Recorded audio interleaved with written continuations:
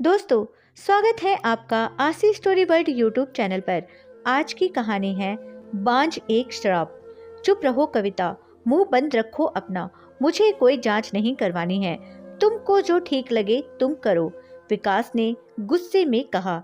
लेकिन आप जानते हैं मेरी रिपोर्ट्स बिल्कुल सही है। कई सालों से मैं बांझ होने का ताना सुन रही हूँ। 8 साल हो रहे हैं हमारी शादी को। शादी से पहले हमने ये वादा किया था कि एक दूसरे का साथ हर हाल में देंगे। हम, मेरे और आपके परिवार के खिलाफ जाकर हमने ये शादी की। बहुत ज़्यादा प्यार करती हूँ मैं आपसे। आप सिर्फ एक बार चलकर जांच करवा लें। मुझ पर विश्वास रखिए। जांच में जो भी होगा मैं कभी आपका साथ नहीं छोड़ूंगी। कविता की आंखें आंसुओं से भर आई थी। ठीक है, आज शाम को हम चलेंगे, विकास ने हाँ करते हुए सर हिलाया। कविता ने उसे गले लगा लिया। आज से 10 साल पहले दोनों एक दूसरे से मिले थे। पहली ही नज़र में विकास को कविता पसंद आ गई थी, पर कविता की तरफ से ऐसा कुछ नहीं था। पर विकास कविता को बहुत ज़्यादा पसंद करता था, इसलिए उसने हार नहीं मानी। उसने बेझिझक अपने दिल की बात कविता को बता दी। लेकिन सबसे बड़ी चुनौती ये थी कि कविता और विकास की जाति अलग अलग थी। कविता के परिवार वाले बड़े रूढ़िवादी विचारधारा वाले थे। कविता को पता था कि वो नहीं मानेंगे, इसलिए कविता ने विकास को ना में जवाब दे दिया। उस दिन से विकास ने अपने आप को एक कमरे में बंद कर लिया। लेकिन जब कविता को उसके दोस्तों से पता चला कि उसने अपना हाल दीवानों जैसा बना लिया है, ना कुछ खा रहा है ना पी रहा है, घर वाले भी परेशान हैं, कविता किसी तरह विकास से मिली तो उसकी हालत देखकर स्तंभ रह गई थी। उसे यकीन नहीं हो रहा था कि कोई उसे इस हद तक भी प्यार कर सकता है। कविता का दिल भी आखिर पिघल ही गया। फिर उन दोनों ने 1 साल तक घर वालों को मनाने की बहुत कोशिश की, पर कुछ हल नहीं निकला। तब आखिर में हार कर दोनों ने कोर्ट मैरिज कर ली। देखो कविता, शादी से पहले तुम नौकरी करती थी, वो ठीक है, पर हमारे घर की बहुएं बाहर काम नहीं करती। जो तुमने अपने मायके में सीखा वो ठीक है, पर आज के बाद तुम्हें इस घर की परंपरा के हिसाब से चलना पड़ेगा। सास ने कविता को घर में आते ही अपना निर्णय सुना दिया। कुछ ही दिनों में पढ़ी लिखी कविता के सारे पर कतर दिए गए। हर काम को लेकर उस पर बंधन था, पर विकास का प्यार था जिसके आगे ये कुछ नहीं था। विकास की बाहों में आते ही उसकी सारी मुसीबत, सारे दर्द कम हो जाते। समय के साथ साथ कविता ने अपने आप को परिवार के सांचे में ढाल लिया। शिकायत करना तो उसने जैसे सीखा ही ना था। शादी को 5 साल हो गए थे। अब धीरे धीरे कविता पर घर वाले बच्चे के लिए दबाव डालने लगे। हमने तो आते ही 4 साल में 3 बच्चे जन्म दिए। हमारी बड़ी बहू को देखो, शादी के अगले ही साल मुन्ना हमारी गोद में आ गया। पर ये पढ़े लिखे लोग हैं, इनके तो चोचले ही ज्यादा होते हैं। सासू माँ पड़ोस में रहने वाली गुप्ताइन चाची को कह रही थी। कविता को आते देख उनकी आवाज का टोन थोड़ा ऊंचा हो गया था। ऐसा नहीं था कि उन दोनों को बच्चा नहीं चाहिए था, पर कविता भी क्या करती। धीरे धीरे ये सवाल कविता के गले की फांस बन गया था। कविता का आना जाना मुश्किल हो गया। हर किसी का एक ही सवाल था कि खुशखबरी कब सुना रही हो। माँ जी का ताना, बहू क्या मेरे मरने के बाद खुशखबरी सुनाओगी? क्या आस पड़ोस सब जगह चर्चा का केंद्र वही होती। देखते ही देखते 6 साल बीत गए। कविता को लग रहा था मानो उसका जीना दुश्वार हो गया है। विकास, जो पहले उसे दिलासा देता था, ना जाने क्यों अब वो भी उससे उखड़ा रहने लगा था। कविता की सबसे खास सहेली थी रीना, जिससे वो किसी तरह अपने सारे सुख दुख बांट लेती थी। एक दिन रीना उसे डॉक्टर के यहाँ लेकर गई और सारी जांचें करवाई। कविता की सारी रिपोर्ट नॉर्मल थी। जब उसने ये बात विकास को बताई तो विकास को बड़ा गुस्सा आया। विकास ने उससे कहा, क्या वो उसकी मर्दानगी को लेकर ललकार रही है? कविता स्तंभ थी। विकास का ये रूप देखकर, जो विकास कविता से इतना प्यार करता था, वो अब इतना बदल गया था। वो बहुत रोई। उस दिन कुछ दिन बाद जब विकास सामान्य हुआ तो उसने बड़े प्यार से उसे समझाया। तब जाकर विकास राजी हुआ। उसी दिन शाम को दोनों डॉक्टर के पास जांच करवाकर आए। अगले दिन रिपोर्ट्स आ गई थी। कविता का शक सही साबित हुआ। कमी विकास में ही थी। पर जब से रिपोर्ट आई, विकास का व्यवहार और बदलने लगा। वह कविता से नजरें चुराने लगा। कविता ने कहा, विकास, आज के जमाने में सब संभव है। आप अपना ट्रीटमेंट लेंगे तो सब सही हो जाएगा। साइंस ने बहुत तरक्की कर ली है। कविता ने विकास को समझाने की बहुत कोशिश की।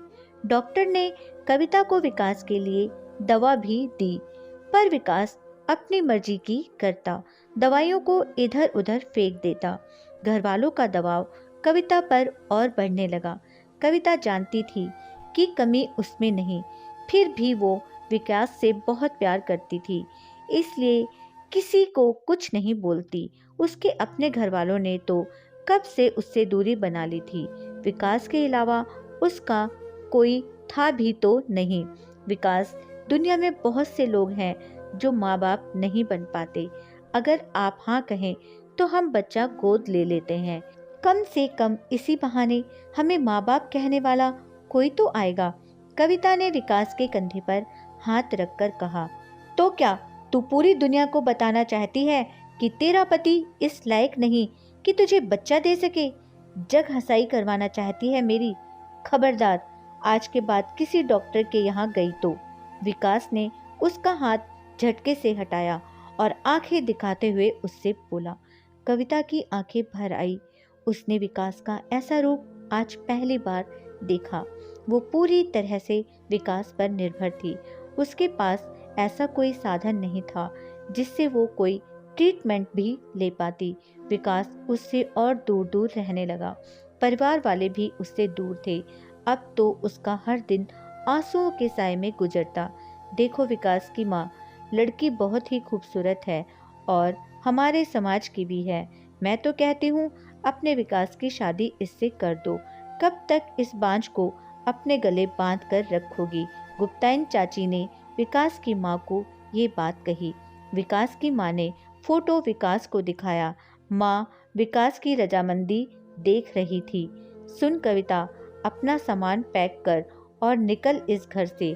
तुझ जैसी बांझ नहीं चाहिए मुझे इस घर में, सास ने कहा। कविता पर तो मानो दुख का पहाड़ टूट पड़ा और वो रोते हुए बोली, माँ जी, कमी मुझ में नहीं आपके बेटे में है। आप चाहें तो रिपोर्ट्स भी देख सकती हैं। मैं बांझ नहीं, आपका बेटा बच्चा पैदा नहीं कर सकता। कविता ने जैसे ही बोला, विकास ने एक थप्पड़ उसके गाल पर लगा दिया। मुझ पर इल्जाम लगाती है? ये है तलाक के पेपर, साइन कर दो इन पर। मेरी माँ सही कहती है, मेरी ही गलती है कि तुझ जैसी लड़की से मैंने शादी की। निकलो मेरे घर से, विकास ने कहा। उसे कुछ समझ नहीं आ रहा था। जिस लड़के के लिए उसने परिवार छोड़ा, सब कुछ छोड़ा, आज वही उसके साथ ये सब कर रहा है, उसे छोड़ रहा है। कविता बेसुध सी थी। वो क्या करे, नहीं समझ पा रही थी। उसने कागजों पर साइन किए और अपना सामान उठाया और चल दी। ये इतनी रात को कौन आया है? दरवाजे पर दस्तक सुन रीना चौंक गई। कविता, तुम? कविता को इस हालत में देखकर रीना चौंक गई। कविता फूट फूट कर रोने लगी। रीना ने कविता को संभाला, उसका ख्याल रखा। अब कविता के पास ये विकल्प था कि वो आत्मनिर्भर बने। रीना ने अपनी कंपनी में कविता की नौकरी लगवा दी। उसने खुद को संभाला और खूब मेहनत की। कंपनी में अच्छी पोस्ट प्राप्त की। यहाँ उसकी मुलाकात हुई समीर से। एक टूटे हुए दिल को जोड़ना बहुत मुश्किल होता है, पर समीर के प्यार ने उसके हर घावों पर मलहम लगा दिया था और कुछ दिनों बाद दोनों ने शादी कर ली। आज समीर के साथ उसकी शादी की पहली सालगिरह थी। साथ ही एक ऐसी खुशी भी थी जिसका इंतजार कविता बरसों से कर रही थी। उधर विकास की शादी उस लड़की से हो गई, लेकिन कुछ ही दिनों में वो भी विकास को छोड़कर किसी और के साथ चली गई। विकास शराब में डूबने लगा उसकी नौकरी भी चली गई। विकास की सच्चाई से अब सब लोग वाकिफ हो चुके थे। जितना बुरा उसने कविता के साथ किया, उन्हीं कर्मों का फल आज वो भुगत रहा था। विकास के दरवाजे की घंटी बजी। विकास बरामदे की तरफ आया। उसकी माँ ने दरवाजा खोला। सामने कविता खड़ी थी। माँ जी, याद है आपने कहा था कि मेरे जीते जी मुझे खुशखबरी सुना देना। ये मेरी गोद भराई की रस्म का कार्ड है। आप जरूर आइएगा मुझे आशीर्वाद देने। कविता ने उनकी आंखों में आंख डालकर कहा। विकास को लग रहा था कि काश वो इसी धरती में गड़ जाए। उसकी हिम्मत नहीं थी कि वो कविता से नजर भी मिला सके। कविता ने अपने आंसू पोंछे और चल दी समीर के साथ इस नए सफर की नई शुरुआत पर। दोस्तों, हमारे समाज की विडंबना है कि उंगली सिर्फ औरत पर ही उठती है। जिस औरत को बच्चा नहीं होता उसे ही बांझ का ताना दिया जाता है, पर मर्द को कुछ नहीं बोला जाता। औरतें बर्दाश्त करती हैं क्योंकि वो खुद को कमजोर समझती हैं। दोस्तों, कितनी भी कठिन परिस्थिति क्यों न हो, कभी हार मत मानिएगा। माना जिंदगी आसान नहीं, पर जिंदगी आपको दूसरा मौका जरूर देगी जब आप स्वयं अपने लिए मौका चुनेंगी। दोस्तों, यह थी हमारी आज की कहानी। उम्मीद करती हूँ आपको पसंद आई होगी। आपका क्या कहना है इस कहानी के बारे में, हमें कमेंट करके जरूर बताइएगा। वीडियो को लाइक करके चैनल को सब्सक्राइब करना मत भूलिएगा प्लीज़। मेरा चैनल नया है, मुझे सपोर्ट कीजिए। आपका कीमती समय देने के लिए दिल से शुक्रिया।